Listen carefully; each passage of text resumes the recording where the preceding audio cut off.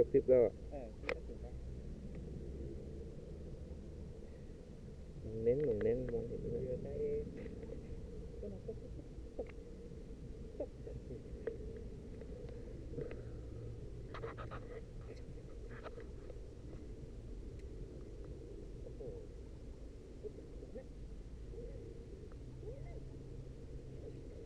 อยู่ครับ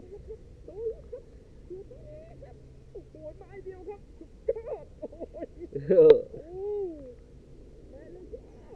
เต็มปากเลยอ่ะโอ้ไม้เดียวจริงๆครับนี่ครับปากเลยสุดยอดฮะตัวใหญ่ครับแต่ว่าดูการโอ้ยกินไปเลยครับดูฮะนี่ครับ